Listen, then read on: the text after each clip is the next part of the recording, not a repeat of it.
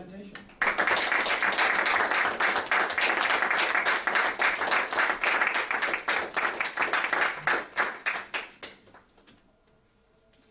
Fellow Toastmasters, Mr. Chair, guests, the project was Super Evaluators. The vision was to have BC Toastmasters coming together to create an online evaluation resource that everyone can access to find out more about techniques and methods and information to do with evaluations. So how did it go? What's that saying? Life is what happens while you're making other plans? Right. I wanted this. My guidance committee will tell you that when I came in, I wanted this.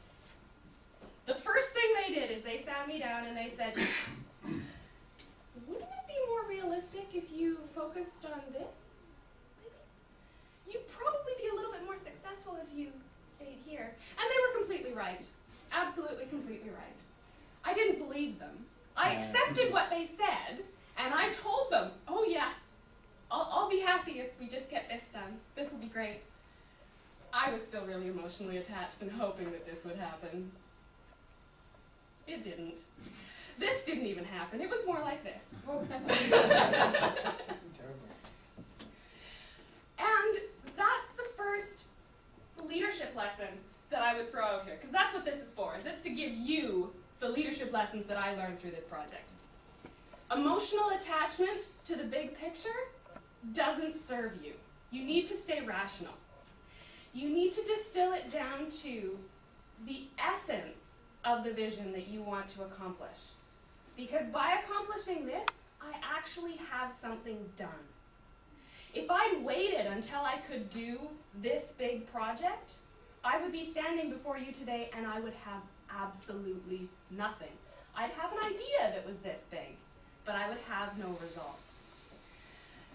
So many thanks to my guidance committee for making sure that I came down and accepted that this was what was possible and this is what needed to happen.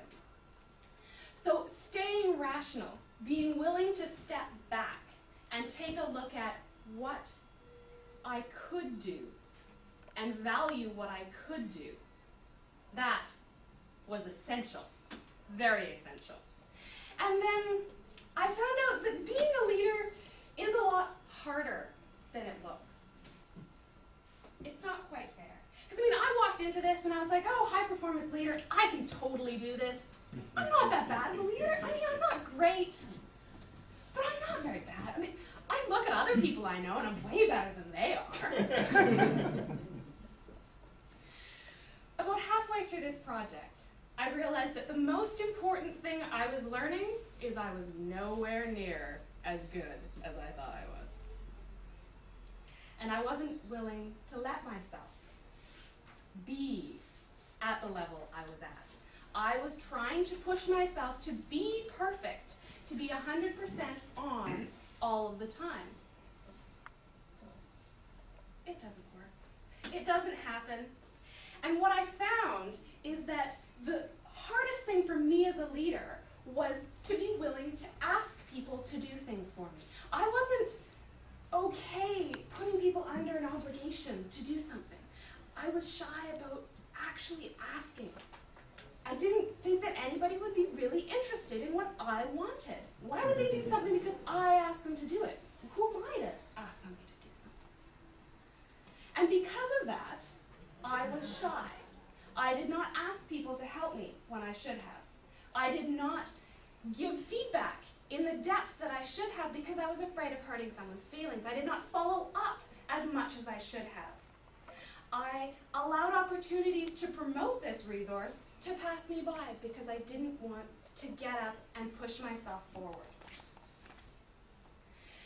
What I realized, though, is that other really strong Toastmasters leaders in my life have had a different way of handling me.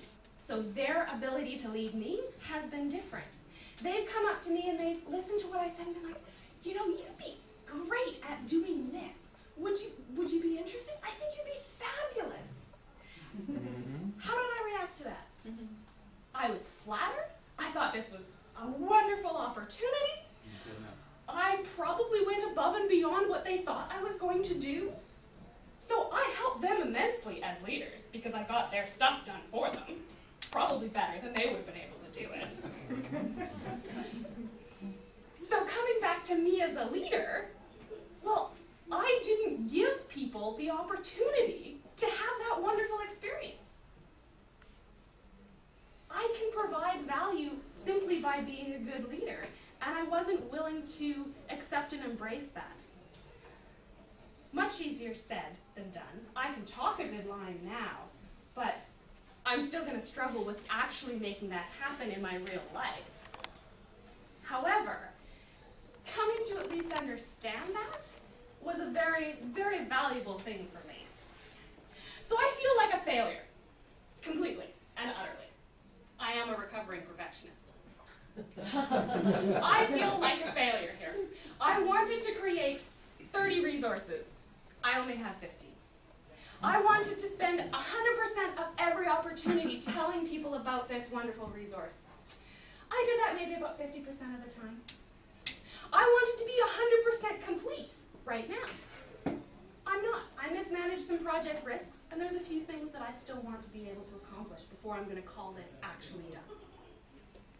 However, there is a resource for evaluators on the district website. It exists. It is usable right now. That didn't exist before. I have created a space for people to be able to come and contribute in the future. That didn't exist before. I allowed myself to make connections with people.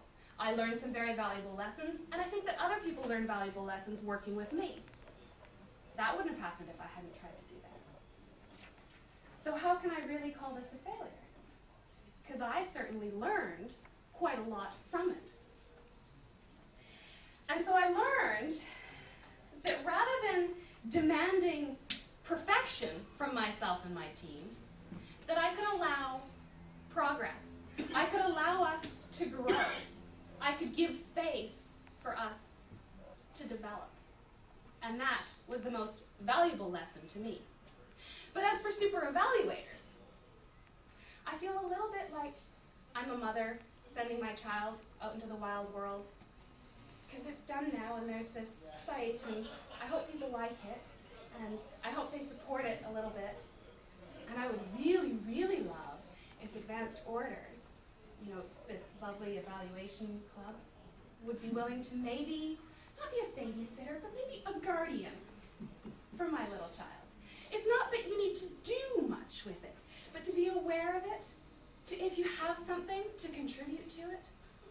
And I would love to see that it continues to grow and to be an even better resource for the Toastmasters within BC.